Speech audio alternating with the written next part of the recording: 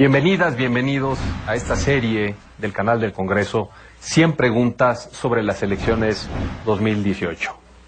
Nos interesa volver a lo esencial de las elecciones, de un proceso electoral.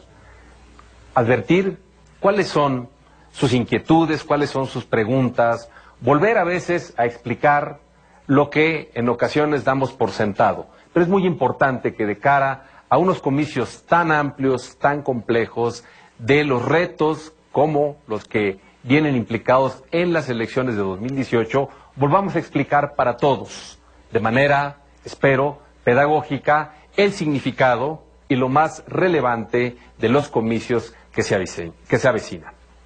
Hoy en día estamos en este programa inaugural en las instalaciones de la Universidad Nacional Autónoma de México, específicamente en el Instituto de Investigaciones Jurídicas.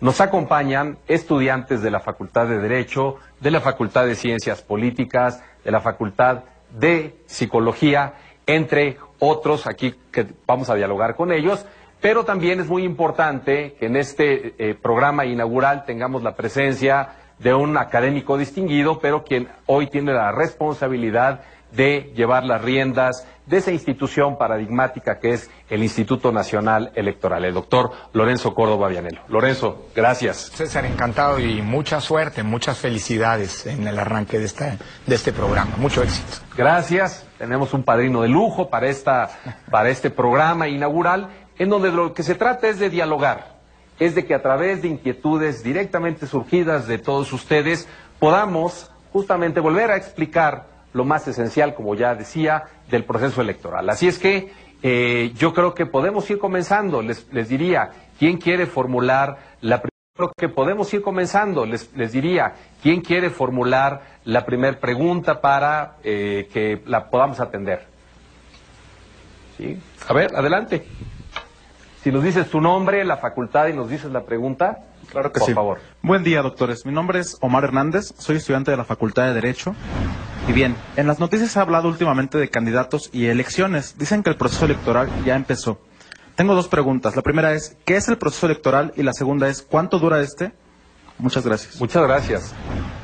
Bueno, pues realmente nos haces una pregunta que permite hablar justamente de lo que es el proceso electoral, porque muchas veces cuando hablamos de elecciones, lo que se nos viene a la mente es el día de la jornada electoral, el día en que tomamos la decisión de ir a votar y sabemos que cerca de nuestro domicilio está instalada la casilla y que seguramente ahí podremos realizar este ejercicio. Pero hay que decirlo, esto implica una serie de actos de mucha relevancia que vale la pena volver a referir. Entonces, si nos atenemos a lo que dice la legislación electoral, estamos hablando de 4 grandes etapas, pero le pediría a nuestro invitado, al doctor Lorenzo Córdoba, que nos hiciera una referencia al proceso y a sus etapas.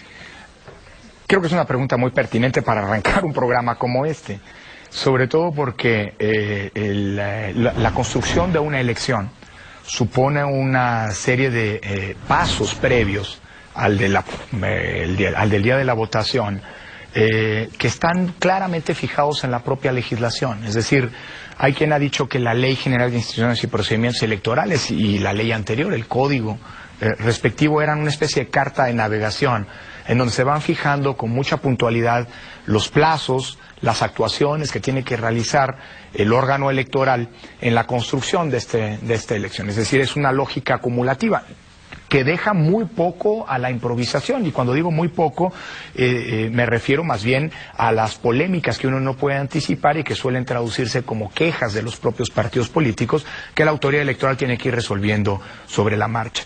Pero de ahí en fuera, salvo eso, prácticamente todo el proceso electoral está predefinido, y la idea es que justamente se sepa con claridad cuándo y qué cosa hace la autoridad electoral. Esto con dos propósitos. El primero, acotar el margen de discrecionalidad, en este caso, en las elecciones federales del Instituto Nacional Electoral. Y en segundo lugar, que como consecuencia de lo anterior, haya una, digamos, claridad, exista certeza, se cumpla con el principio constitucional de certeza, no solamente para los actores políticos que saben lo que va a ocurrir y cuándo va a ocurrir, sino también para las y los ciudadanos. El proceso electoral arranca, normalmente dura 9 meses. Pero en esta ocasión, en el proceso 2017-2018, por un transitorio constitucional que pospuso el día de la jornada electoral del primer domingo de junio al primer domingo de julio, el proceso va a durar 10 meses. Comenzó a principios de septiembre, con la sesión en la que el Consejo General declaró formalmente iniciado dicho proceso, el 8 de septiembre, para ser precisos. Hay una primera etapa en la que el Instituto Nacional Electoral se va desenvolviendo, tiene un Consejo General, pero en estos meses nombramos a consejos locales y al finales del año pasado también a los consejos distritales. Es decir, el INE se despliega a lo largo y ancho de todo el territorio. Es una etapa de preparación que incorpora, que se ve sucedida de una etapa en la que los propios partidos políticos, que es justo en la que nos encontramos, por cierto, en la que los partidos políticos definen quiénes son sus candidatos a los, en esta ocasión, 3.406 cargos de elección popular, tanto en las elecciones federales como en elecciones locales. Por eso hablamos de que estas son las elecciones más grandes de nuestra historia, ¿no? En donde, como nunca antes, está en disputa el poder político. Bueno, la ley establece este periodo de precampañas, que es en donde los partidos políticos definen a partir de los procedimientos que se han dado, o bien las coaliciones que en el mes pasado se registraron ante el Instituto Nacional Electoral, quiénes son sus candidatos a cuáles cargos. Este proceso va a terminar en la elección federal a mediados de febrero. Y entonces vendrá un periodo así llamado de intercampañas, que es un mes y medio aproximadamente, en donde los partidos resuelven internamente sus disputas. No siempre queda todo el mundo conforme con la definición de las candidaturas. Este es un espacio precisamente para que se cumplan con ese espacio, digámoslo así, de disputa interna. Eventualmente se puede llegar al Tribunal Electoral. Y también es un periodo en el que paralelamente el INE realiza la fiscalización de los gastos de las precampañas, va evaluando si se cumplieron por parte de los partidos, de los precandidatos, las prohibiciones legales, y también, por cierto, por los aspirantes a una candidatura independiente. Este periodo va a terminar el 29 de marzo próximo con el registro de los candidatos, y ahí arrancará la fase más importante, más intensa del proceso electoral, que son los 3 meses, en el caso de las elecciones federales, los 90 días que van a durar las campañas electorales. Estas van a terminar el miércoles previo a la elección, después vendrá la jornada electoral el 1 de julio, en los días siguientes se realizarán los cómputos distritales, que son los espacios en los que se van a contar, agregar los votos de manera legal. Y después existe la posibilidad de que se impugnen los resultados de las elecciones. Esto le compete al Tribunal Electoral por un lado, pero también al Instituto Nacional Electoral en la definición, en la verificación de los gastos de campaña, es decir, de la fiscalización, que también puede ser impugnada, y terminará al final toda esta historia, todo este proceso electoral, a más tardar el 6 de septiembre, cuando por ley el Tribunal Electoral tiene que haber calificado las elecciones presidenciales. Calificar quiere decir validarlas, o en su caso no, con lo cual creo que vamos a estar en un problemón, porque tendremos que pensar en otras elecciones, y eso no es lo que hay que pensar, y mucho menos a estas alturas. Por eso mismo el proceso electoral está lleno de blindajes, de mecanismos que tienen la finalidad de generar certeza y por lo tanto ir cumpliendo etapa tras etapa con la definitividad que está marcada en la Constitución, y que supone ir construyendo, digámoslo así, como una especie de secuencia en bloques, cada una de las etapas, y palomeándolas en el camino, ¿no? De modo tal que al final, pues bueno, lo que todo el mundo quiere es que una elección se califique como una elección válida, ¿no? Yo creo que de lo que ha dicho el presidente del INE, nos queda claro que hay, al menos dentro de las etapas más evidentes del proceso electoral, aquella de la organización de la elección, la de la votación, que es el día de la jornada electoral, después la de el recuento de los votos, la declaración de quienes obtuvieron las victorias, y después también esta de la mano de la etapa de la revisión de algunas de las elecciones por parte del Tribunal Electoral, hasta ratificar que el triunfo estuvo adecuadamente declarado. Me parece que esos cuatro momentos a lo largo de estos 10 meses quedan ahí nítidamente plasmados, y además también lo que ha dicho Lorenzo, en el sentido de que hay algunos actos dentro de toda esta dinámica que le corresponden directamente a la autoridad electoral, otras como las precampañas y las campañas en donde directamente intervienen los partidos políticos y sus candidatos, y otras en donde la ciudadanía también se despliega, que a partir también de lo que realiza el INE. Por ejemplo, el tema de la definición de los integrantes de las mesas de casilla, ¿no? Que valdría la pena decir algo sobre Que eso. es un punto fundamental, César, y te agradezco. Creo que en ningún país del mundo es tan válido decir que las elecciones no solamente se hacen para los ciudadanos, para que los ciudadanos se expresen, sino se hacen por los ciudadanos. Precisamente como parte de una historia de desconfianza respecto de quién contaba los votos, y que hace 30 años nos llevaba a que los ciudadanos que integraban las que llamamos mesas directivas de casilla eran designados desde las autoridades electorales, lo cual inyectaba sospechas respecto de quiénes eran los que contaban y sobre todo cómo contaban los votos. Fuimos optando, con el paso del tiempo, por una lógica de aleatoriedad.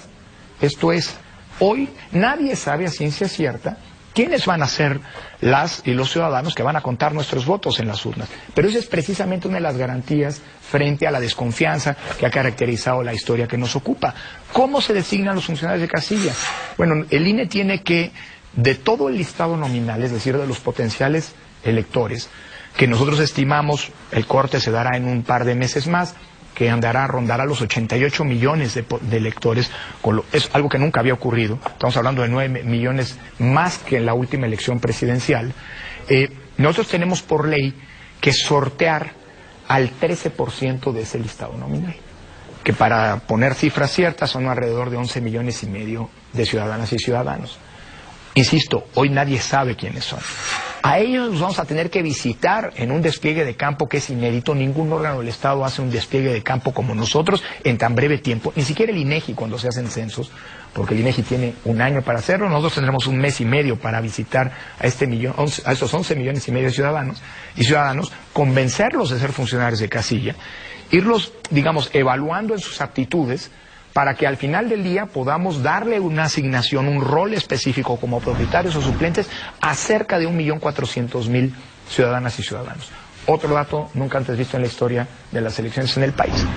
Hace 6 años, en las elecciones presidenciales del 12, fue 1 millón de ciudadanos los que fueron funcionarios de casilla. Ahora necesitamos a 1.400.000, lo que implica, déjenme utilizar esta metáfora, que la movilización ciudadana que vimos hace unos meses, articulada en torno al valor de la solidaridad luego de los sismos, ahora lo tenemos que refrendar en una inmensa movilización ciudadana, pero ahora articulada en torno a los valores de la democracia, el compromiso para que haya elecciones, porque si esos ciudadanos no van el día 1 de julio a las casillas, pues no hay modo de que instalemos las casillas.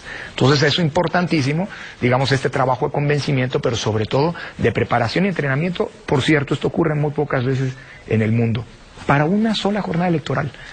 Estos ciudadanos y ciudadanos que serán funcionarios de casilla probablemente no lo volverán a hacer en las elecciones por venir.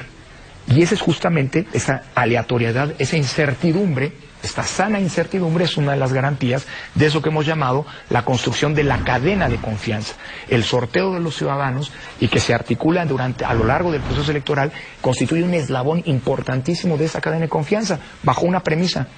Tú no puedes seguir construyendo esa cadena de confianza si no has cerrado paulatinamente los eslabones. Primero el eslabón del padrón electoral, después el eslabón de los funcionarios de casilla, y así sucesivamente hasta llegar a la propia elección, ¿no? Justamente esto nos da idea de la complejidad que hay detrás al día de llegar a ejercer el sufragio, en donde ya todo está instalado. Qué bueno que ha habido ocasión de volver a explicar esta parte del proceso electoral.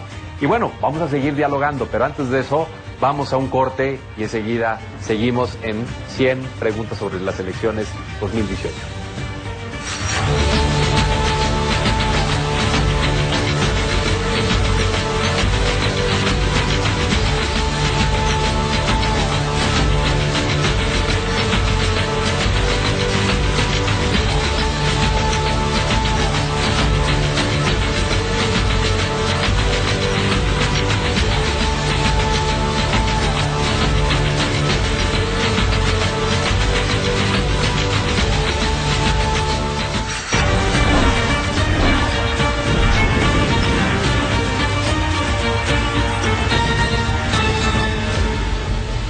Tú, que cuando ves las noticias...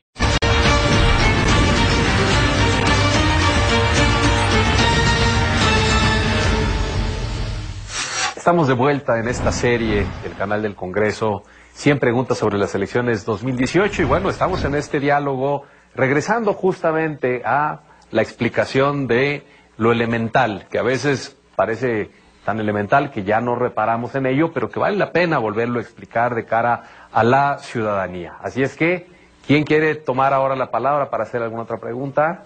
Sí, adelante, por favor. Gracias. Mi nombre es Marité Domínguez y soy de la Facultad de Psicología. Mi pregunta es, si el INE se encarga de todas las votaciones del país, ¿de qué se encargan las otras organizaciones electorales que pasan en los medios de comunicación, como radio y televisión? El tema de qué instituciones participan en la organización de las elecciones, en la validación de los actos electorales, y en ese sentido, a ver, vale la pena justo hacer una referencia, que es reciente. Hay que decir, antes de 2014 había una forma de organizar elecciones y luego de 2014 es otra. Hay que decir, me parece lo esencial. En este país organizamos elecciones federales, que son básicamente presidente de la República, diputados, senadores al Congreso de la Unión, pero que en cada entidad federativa tienen también sus elecciones de gobernador, de Congreso del Estado y de ayuntamientos.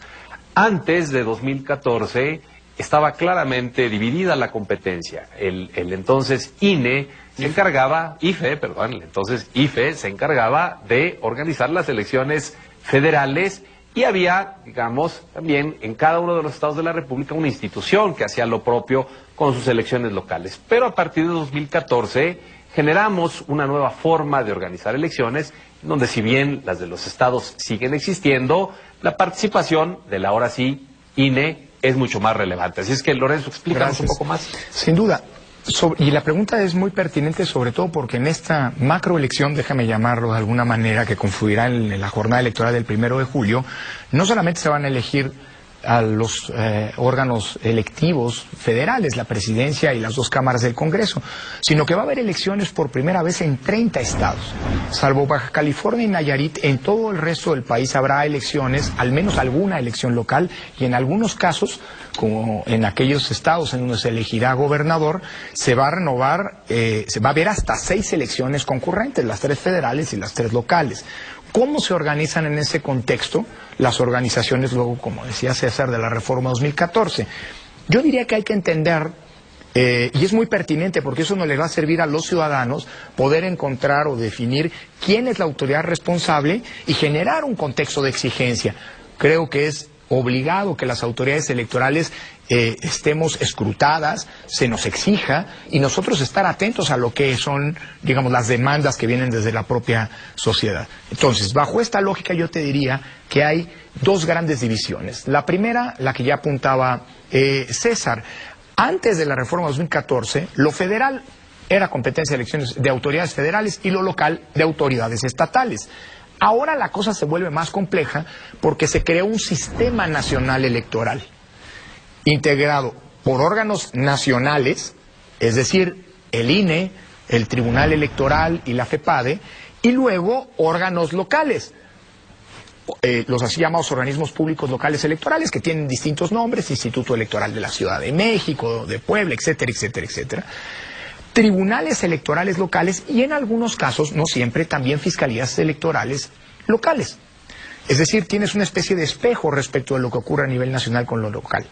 Pero las competencias ya no son competencias diferenciadas, porque ahora el INE, a diferencia, como decía César, de lo que hacía el IFE, también es competente para intervenir, no en todo, pero sí en parte de las elecciones locales. Déjame planteártelo así. Toda la etapa de sorteo, capacitación, entrenamiento y designación de los funcionarios de casilla, justo lo que hablamos ahora, lo hace el INE, aunque sea para elecciones locales. Más todavía porque existe ahora una figura de la casilla única. Probablemente si alguno de ustedes votó en 2015 ya conoce esta figura. Es decir, ahora en una sola casilla se recibe la votación de la elección federal y de la elección local. Bueno, eso le corresponde al INE. Pero todo lo que tiene que ver con la impresión de materiales electorales, boletas, manuales, actas de la elección local, eso le toca a la así llamada OPLE.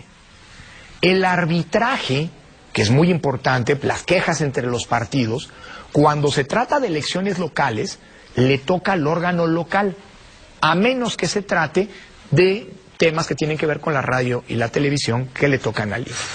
Entonces es muy importante esto porque durante una elección local el INE cumple una función, pero el OPLE cumple otra.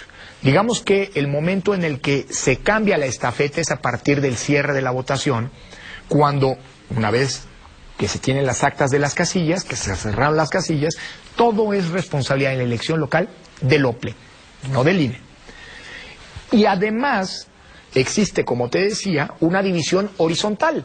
Autoridades administrativas que organizamos la elección, el INE y los OPLES, y autoridades jurisdiccionales, es decir, tribunales, el Tribunal Electoral del Poder Judicial de la Federación y tribunales electorales de los estados, que revisan lo que nosotros hicimos como autoridades administrativas. Es un sistema muy complejo, pero es un sistema que es importante, digámoslo así, comprender, porque, como te decía, creo que es importantísimo que como ciudadanos podamos saber a dónde exigir. Lo que hemos visto en las elecciones pasadas es que los propios partidos políticos muchas veces no tienen claro esto y llegan a presentar quejas, por ejemplo, al INE, que son competencia de los órganos locales y nosotros tenemos que turnarla al órgano competente, que es el Instituto Electoral de un estado. La única excepción en todo este, digamos, sistema complejo de atribuciones entreveradas tiene que ver, como te decía, con la radio y la televisión, que eso es responsabilidad exclusiva del INE, con independencia que trate de elecciones federales o de elecciones locales.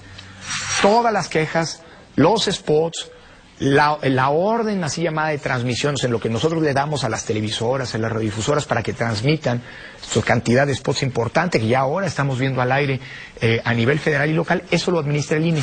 Y otro tema que solo es competencia del INE, con independencia que trate elecciones locales o federales, que es la fiscalización. Eso sí lo hacemos nosotros.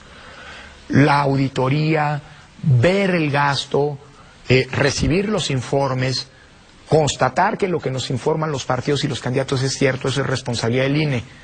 Aunque también aquí vale la pena, y tal vez esto en su momento, si tocan a lo largo de este programa el tema de la fiscalización, será muy importante entender, por ejemplo, que lo que fue polémico el año pasado con las elecciones del Estado de México y sobre todo de Coahuila, que tenía que ver con el rebase de los topes de gasto de campaña, implica algo que no le toca al INE definir. O sea, toda la fiscalización la lleva el INE, con excepción de fijar los topes de gasto de campaña, que eso lo deciden en las elecciones locales, los congresos locales, a partir de una serie de fórmulas de cálculo, porque será, creo que oportuno, César, si me permiten, la sugerencia que en algún momento se analice a lo largo de esta serie. Yo creo que es importante analizar este modelo de organización electoral para tener en claro qué le corresponde a quién. Es ciertamente complejo. Yo creo que lo que hay que rescatar es que existe una autoridad con alcance nacional, el INE, existen autoridades que se dedican a la organización de la elección en cada uno de los estados, que requieren también que vayan muy acompañados, que vayan muy cercanos, porque el objetivo es el mismo, cada quien en su ámbito. Es decir, organizar elecciones es la labor del INE, sus elecciones, y organizar elecciones en el ámbito de los estados es la labor de los otros institutos, órganos electorales. Con el acompañamiento del INE. Totalmente, que ahora tiene algunas atribuciones en donde ciertamente son de total competencia de la autoridad electoral, como nos acabas de decir. Sí, absolutamente. Digamos que el modelo mexicano, para llamarlo de alguna manera, de organizar elecciones, y que es un modelo que se ha exportado, en donde hay un órgano encargado de organizar las elecciones, y otro encargado de revisar lo que este primer órgano hace, y sobre todo al final de juzgar si las elecciones son válidas o no, un tribunal. Pues ha sido la lógica con la que desde 1990 se ha venido construyendo, desde unos años antes, pero en realidad desde 1990, para ponerle una fecha de un banderazo de salida, se ha venido construyendo el sistema electoral mexicano. Luego se le agregó la FEPADE, insisto, pero esa es una competencia importante, pero que tiene que ver con los delitos electorales en la construcción pues de un modelo que es, insisto, muy particular y que tiene ahora pues, esta lógica de fusionar de alguna manera lo local con lo federal. Omití decir una cosa y aprovecho, porque lo que pedí es exigencia. Todo lo que tiene que ver con las elecciones federales, ahí sí es del INE. Y entonces, a quien hay que ver, a quien hay que exigirle, a quien hay que pedirle, a quien hay que escrutar en lo que tiene que ver con las elecciones presidenciales de senadores y diputados federales es a nosotros. Y al Tribunal Electoral que, como decía, nos revise nuestras decisiones. Yo creo justamente que lo que hay que advertir es, debe haber una cercanía, un recíproco acompañamiento, porque para que salgan bien las elecciones de 2018, todos deben hacer adecuadamente lo que les toca hacer en el ámbito de su competencia. De tal suerte que estamos en esa lógica, el proceso electoral ya comenzó, vemos y frecuentemente escuchamos noticias sobre las decisiones de los órganos electorales. Vale la pena pues estar cerca para saber qué están decidiendo, qué están, qué decisión va a impactar hacia adelante, porque de lo que se trata es de advertir que esto es una secuela, es una cadena de actos que van de la mano uno con el otro para llegar a ese momento cúspide que es el día de la elección, pero que ni siquiera ahí se termina el proceso electoral, sino que sigue adelante hasta su debida conclusión y hasta el momento en el que la sustitución, la renovación de los órganos representativos se cumple adecuadamente. De tal suerte que esto me permite también que mandemos a un breve corte comercial y seguimos de inmediato en este programa.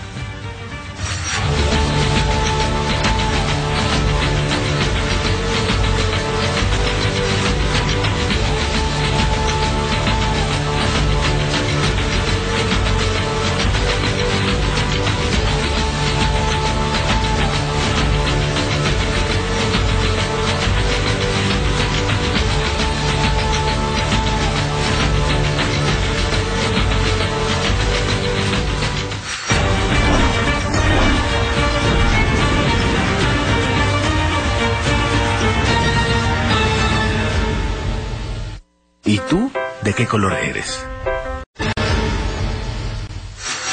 Continuamos en esta serie 100 preguntas sobre las elecciones 2018, en un diálogo entre el presidente del Instituto Nacional Electoral y alumnos de distintas facultades de la Universidad Nacional Autónoma de México. Así es que, ¿quién más quiere intervenir para formularle alguna pregunta?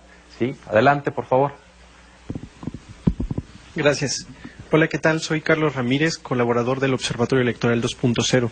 Sé que hay varios candidatos aspirantes independientes que están solicitando el apoyo de las personas mediante el uso de una app. Mi pregunta concreta es, ¿a qué cargo aspiran y en qué consiste todo este trámite? Gracias. Muchas gracias. Gracias, Carlos. Ciertamente estamos ante otra novedad del proceso electoral, al menos en una de sus dimensiones, en el hecho de que podemos o vamos a poder ver probablemente en la boleta que incluso hay candidatos independientes. Es decir, los independientes son nuevos, entraron recientemente a formar parte de la legislación electoral como una posibilidad de que los ciudadanos ahora que no son que no están afiliados a los partidos políticos o que no están postulados por los partidos políticos también puedan ser candidatos y someterse al escrutinio de la ciudadanía a través del voto. 2012 abrió esta puerta, esta posibilidad, pero 2014 la extendió y la hizo más visible, de tal suerte que aun cuando ya hemos tenido en distintos procesos electorales, incluso en 2015 el federal y en distintos estados de la República, posibilidades de postulación, ahora ha tomado una nueva magnitud porque, hay que decirlo, estamos dándole seguimiento puntual a la forma en que los aspirantes, al menos al cargo de presidente, diputados y senadores, van cooptando sus apoyos para ver si logran cumplir con los requisitos que establece la legislación. Pero entonces, Lorenzo, también un análisis de el sentido de las candidaturas y en qué va, qué ha hecho la autoridad electoral, que ha hecho un gran trabajo en este sentido para facilitar también el cumplimiento de esos requisitos. Yo creo que es muy importante entender a esta figura, como ya lo mencionaba César, como parte de las novedades. Esta es la primera vez que se puede optar por la vía independiente para el cargo de presidencia de la República, para el cargo de senadores, y en muchos casos también es la primera vez que está operando en el plano local. En 2015 fue la primera elección en donde pudimos ver esta figura de manera paralela a la de los partidos políticos para las diputaciones federales. De hecho, uno de los aspirantes hoy a una senaduría federal por la vía independiente ya lo fue en 2015 e incluso ganó. Tenemos a un gobernador, tenemos a alcaldes que a lo largo de estos años han llegado a ocupar el cargo ganando elecciones, postulándose por fuera de partidos políticos. Entonces yo creo que lo primero que hay que decir es que estamos en una figura, digamos, novedosa, no inédita, pero sí novedosa porque, digamos, nos va a permitir ahora hacer, al cabo de esta elección, un corte de caja para ver si las modalidades que desde la ley se han establecido para poder aspirar a ser candidato independiente son pertinentes o si eventualmente hay que revisarlas. En todo caso, repito, creo que lo importante es asumir que las candidaturas independientes llegaron para quedarse. Las candidaturas independientes no son ni pueden ser vistas como instituciones sustitutivas de los partidos políticos, son instituciones complementarias a los propios partidos. No hay ninguna democracia pensable sin partidos, pero qué bueno que existe esta otra camino, esta otra ruta para que los ciudadanos puedan ejercer sus derechos políticos. No hay ningún cargo de elección popular en el país, a nivel federal o a nivel local, ahora, que no tenga la posibilidad abierta para competir por ella a través de la ruta independiente, atendiendo tu pregunta. Lo que ha venido pasando a lo largo del tiempo también es, sin embargo, un proceso acumulado de experiencias. Esta es la primera vez que para poder captar los apoyos ciudadanos, el INE ha puesto a disposición de los aspirantes a un cargo de elección popular por la vía independiente un mecanismo, un aplicativo que se opera a través de los teléfonos celulares, la famosa o la célebre app a la que hacía referencia. ¿Por qué llegamos a la app? Me parece que es importante verlo como digamos, en perspectiva, porque no lo inventamos de la noche a la mañana, es decir, hay una historia detrás. Lo que nosotros vimos en los años, en los procesos electorales previos, es que la entrega de las adhesiones a una candidatura, de las firmas, para decirlo de alguna manera, en papel, se prestaba para algunas malas prácticas, déjame llamarlo de esta manera. Lo que vimos es que había, sobre todo en el caso de Puebla, hace un año, en las elecciones del 2016, se nos habían presentado, además de la adhesión en escrito, copias del acta de nacimiento, en donde aparecían incluso referencias a un programa social o a una institución bancaria. Es decir, lo que nos dimos cuenta es que había un mercado de copias de credenciales para votar con fotografía que indebidamente eran utilizadas para presuntamente respaldar a un candidato independiente. Eso por un lado. Pongo un ejemplo que es curiosísimo. En el caso de Puebla, en las fichas de adhesión, la firma que aparecía plasmada, una firma autógrafa, no era la del ciudadano cuya copia de credencial se anexaba, sino era la del secretario ejecutivo del Instituto Nacional Electoral. Si ustedes ven sus credenciales para votar al reverso, hay dos firmas, una que es la del ciudadano y otra que está impresa, que es la del secretario ejecutivo. Bueno, alguien les dijo a quien capturaba estas firmas, cópiate la firma de atrás, y copiaron la firma del secretario ejecutivo, no la del ciudadano. Y no fue una ni dos, fueron varios centenares. Entonces esto nos alertó respecto, oigan, pues algo está pasando aquí. Desafortunadamente, eso ya no ocurre hoy, pero en el pasado hubo un mercadeo, digámoslo así, de listas nominales, de datos, a los que antes tenían acceso los partidos políticos de manera libre, total, absoluta. Hoy ya no. Hoy los partidos políticos pueden acceder al padrón electoral para ejercer su tarea de auditoría y vigilancia, pero no pueden sacar ningún dato. Y esto es una garantía precisamente digamos, para proteger los datos personales. Esto me lleva a decirte lo siguiente. Nosotros tuvimos que movernos al momento de diseñar la aplicación en dos planos. Por un lado, el derecho de los ciudadanos de convertirse en candidatos independientes y cómo hacemos para facilitar esa ruta, pero por otro lado también la de proteger los datos personales de los ciudadanos que apoyan a un candidato independiente. Porque que tu nombre, que tu credencial, que tu domicilio, que tu edad, etcétera, etcétera, están circulando sin más, pues es algo que la propia autoridad, que la electoral tiene que proteger. La ley nos obliga a proteger esos datos. Por eso optamos por un aplicativo. Es decir, digamos, un programa que se puede manipular en dispositivos móviles y que permite capturar la fotografía, de la credencial para votar, los datos y la firma, y eventualmente, si se quiere, hasta la fotografía del propio ciudadano que está apoyando a un candidato independiente. Esto nos da ciertas ventajas y tiene una desventaja, hay que decirlo a la luz de la experiencia. Ventajas.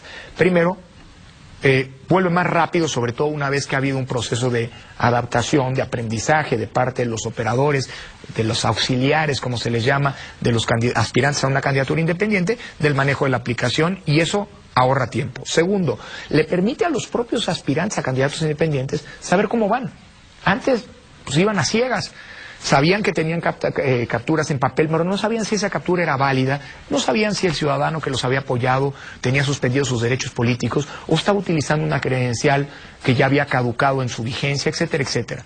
Más aún, los candidatos independientes, los aspirantes, no tenían idea de cómo iba, digamos, la distribución territorial de sus apoyos, porque la ley establece no solamente una meta por alcanzar el número de firmas recabadas, sino también que ésta tenga una distribución territorial, en estados, en distritos o bien en secciones, dependiendo del tipo de elección a la que se aspira. Lo malo, bueno, que no todo el país tiene una conectividad, no todo el país es territorio de una marca, como se dice en la publicidad, ¿no? Y hay zonas con poca conectividad. Y ese aplicativo, que tiene que tener unas ciertas características para encriptar la información de los ciudadanos que apoyan, pues no corre en cualquier teléfono. Por eso el INE permitió que en los distritos o en los municipios de alta marginación se pueda capturar el apoyo en papel.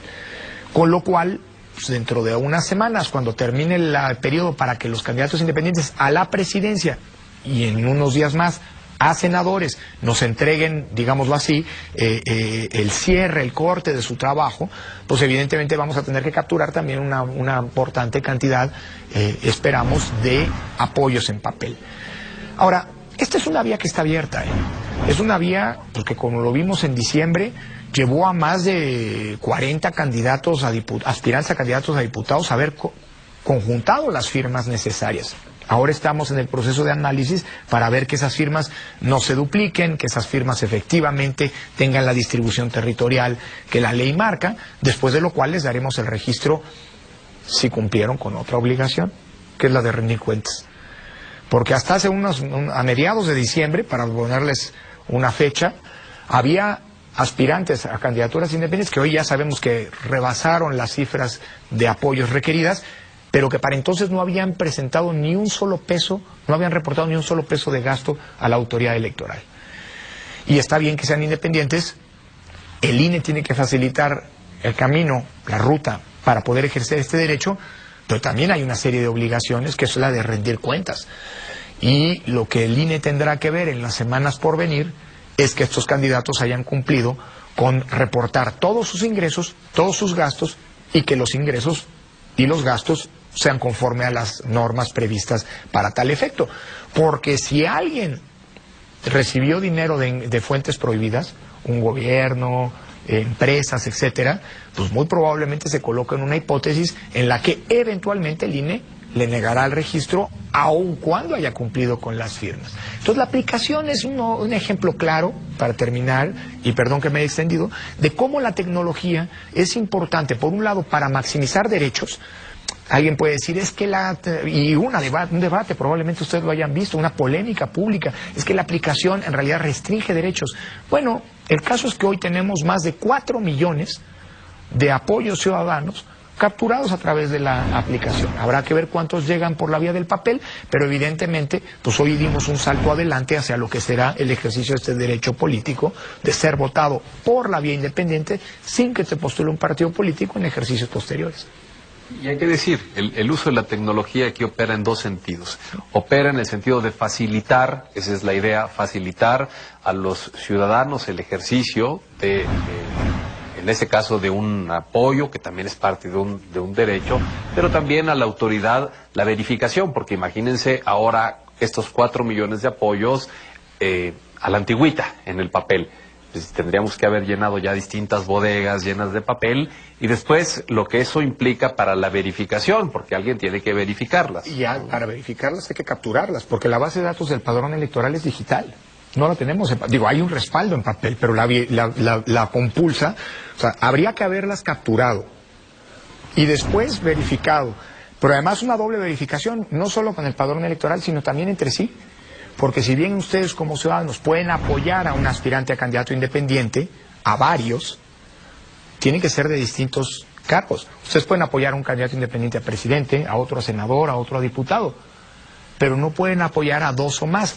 O dicho en otras palabras, claro que lo pueden hacer, pero nada más vale para uno. Si ustedes apoyaron a dos candidatos independientes a la presidencia, aspirantes a la presidencia, pues nada más va a valer para el primero, no para el segundo. Siempre y cuando el primero alcance el registro. Porque si no, su firma vale para el segundo y así sucesivamente. Pero para todo esto el apoyo de la tecnología es fundamental porque te permite saberlo en tiempo real.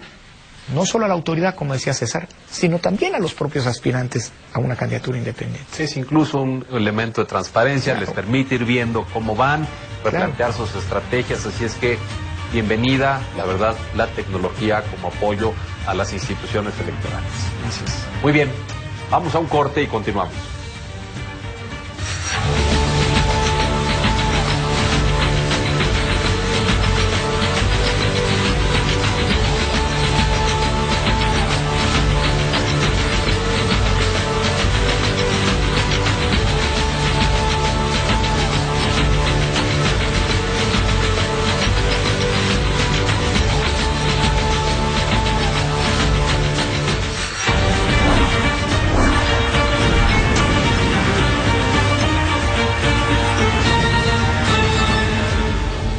Pase lo que pase, traemos la camiseta bien puesta por México.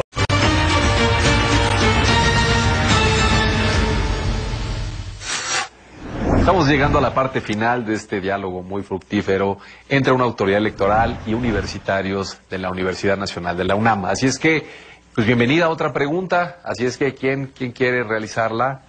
A ver, por favor. ¿Qué tal? Buenas tardes, yo soy Patricia Díaz, soy de la Facultad de Ciencias Políticas y Sociales. Mi pregunta es la siguiente.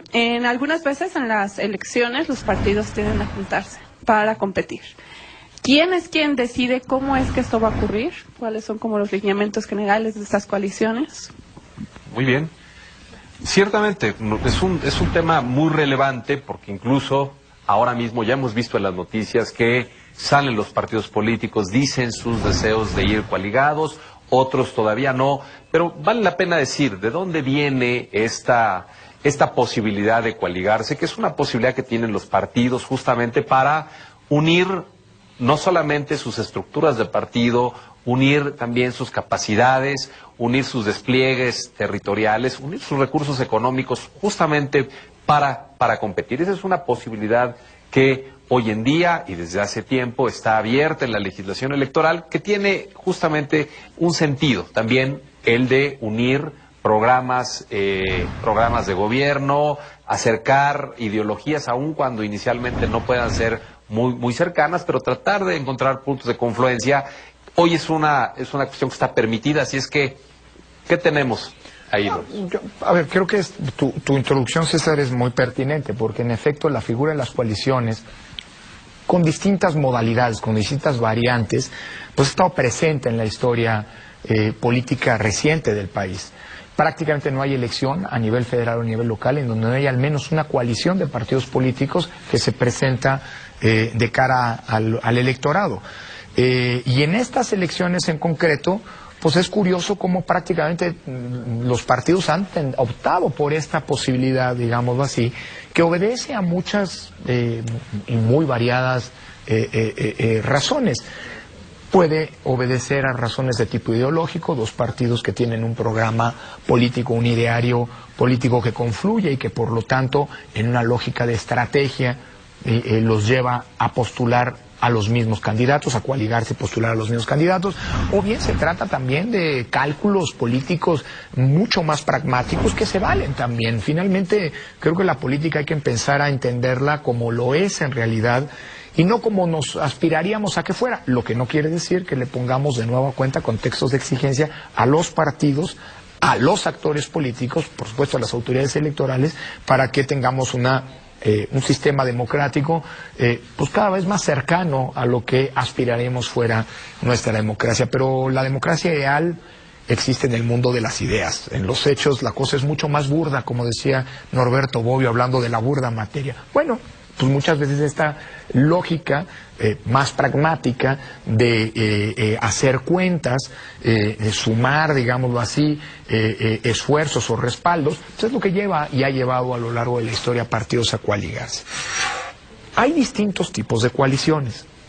La ley te permite coaliciones totales, cuando, por ejemplo, en las elecciones, cuando hay varias elecciones, donde se elige a presidente, diputados, senadores, los partidos que se coaligan deciden postular a todos a los mismos candidatos, o bien coaliciones parciales, que son las que operan evidentemente cuando estamos en elecciones de diputados o de senadores, o bien elecciones de congresos locales, que es la que te permiten, no sé, por decirte algo, pues en lugar de postular a 300 candidatos a diputados de mayoría relativa juntos, pues postulamos nada más a 200 o a 190. Es decir, existe, la propia ley le da una flexibilidad para que pueda haber distintos tipos de coaliciones.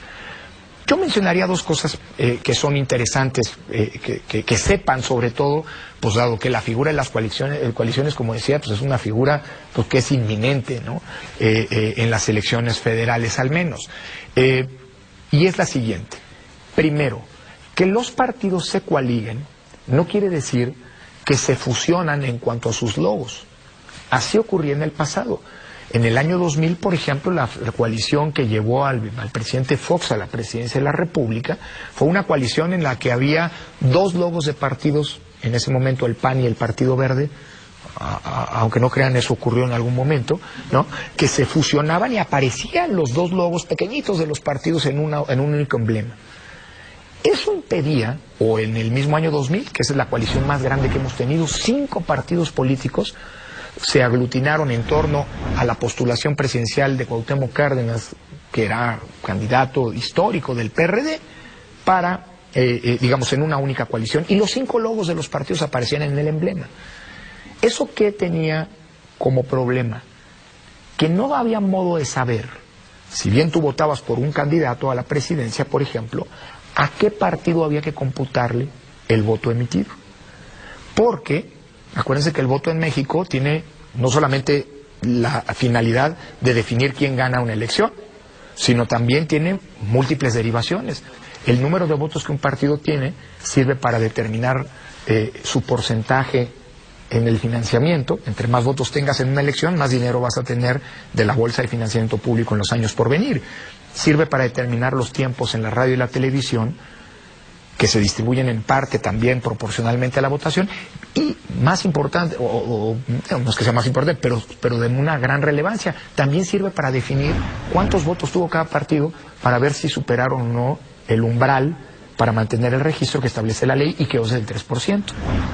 Eso se cambió en 2007. En la reforma de 2007 se decidió que los partidos políticos que se coaligaban podían coaligarse, pero aparecían en la boleta de manera diferenciada. Es decir, lo pongo ahora de cara a las elecciones que tenemos. A pesar de las 3 coaliciones que se han presentado ante el Instituto Nacional Electoral en el plano federal, cada uno de los 9 partidos políticos va a aparecer con su logo diferenciado. Y ustedes podrán votar por cada partido, por el partido político de su preferencia. Esto es un dato complejo y que valdrá la pena explicarlo conforme pase el tiempo. Porque si tú votas por 2 partidos que postulan al mismo candidato porque van coaligados, ese voto es válido, pero no significa que vale 2 veces, sino que ese voto hay un procedimiento legal para definir al final del día a qué partido se lo computa. Hoy las coaliciones no significan la confusión de los logos. Cada partido mantiene su votación diferenciada, o sea, su espacio diferenciado en la boleta, precisamente para que no ocurra lo que pasaba antes. Antes, ¿saben cómo se distribuían los votos? A partir del convenio de coalición. Y había partidos que eran buenísimos firmando convenios de coalición. Y imagínense, el número de votos que le correspondía a un partido o el porcentaje se definía desde antes de que la elección se llevara.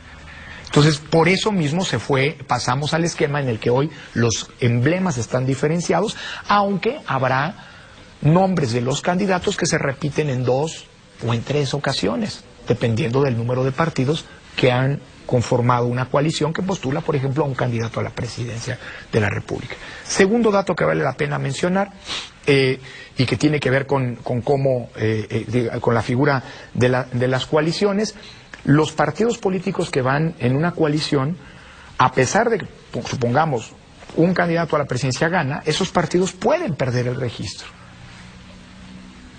pero podrían tener presencia en el Congreso. Déjenme explicarles. Antes, las coaliciones totales implicaban que si postulabas a presidentes, senadores o diputados, todos los candidatos, sea de mayoría relativa, sea de representación proporcional, tenían que estar pactados por la coalición. Ahora ya no. Ahora los únicos que pueden ser objeto de una coalición son los candidatos de mayoría relativa del Senado y de la Cámara de Diputados. Pero cada partido, con independencia de que vayan coaligados, tiene que presentar su propia lista de representación proporcional. Es decir, tú lo que vas a ver es votar, pues, es una boleta de diputados, senadores, en donde aparecerán los logos de los distintos partidos. Pero al votar por un partido, tú puedes estar votando por el candidato de la coalición, pero simultáneamente por ese partido para la asignación de los diputados o senadores de representación proporcional. Es decir, hemos evolucionado hacia coaliciones que son cada vez más flexibles, la posibilidad de que los partidos se alíen es cada vez más diversa, ¿no? Y obviamente lo que ahora se busca con esta evolución es que cada partido pueda definirse con mucha claridad qué votos recibe, lo que se traduce también en un derecho para los propios electores. Yo quiero votar por este candidato, que es candidato de la coalición X, pero no quiero votar por, o sea, quiero que mi voto cuente para todos los efectos posteriores a la elección, financiamiento, mantenimiento del registro, acceso a la radio y la televisión, por este partido en particular, cosa que te permite el hecho de que estén diferenciados en la propia boleta, ¿no? Tal vez ahí yo creo que valdría la pena regresar a esta máxima de que realmente ahora que en julio nos tengamos frente a nosotros una boleta en donde vayan los partidos políticos coaligados, es la máxima de marcar solamente uno de ellos, porque al marcar uno de ellos estamos generando este efecto de votar ya por un candidato y votar por un partido político, porque si no, justamente es donde empiezan las confusiones. Podamos tener este diálogo abierto de cara a los universitarios, de cara también a la ciudadanía, como también pretendemos que hayan ciudadanos dialogando con nosotros, para volver justamente a explicar lo elemental de un proceso electoral. Es un aprendizaje ciudadano, es un aprendizaje que vale la pena, porque esperamos justamente que ahora, incluso, además de un voto informado, haya cada vez más un voto consciente, porque justamente debemos tener más elementos para decidir hacia quién refrendamos nuestra confianza al momento de votar. Así es que yo les agradezco a ustedes, alumnas de esta universidad, de nuestra UNAM, y le agradezco también al doctor Lorenzo Córdoba por haber estado con nosotros en este programa inaugural y haber sido de alguna manera el padrino de esta serie del Canal del Congreso. Gracias. Los espero y nos vemos la próxima.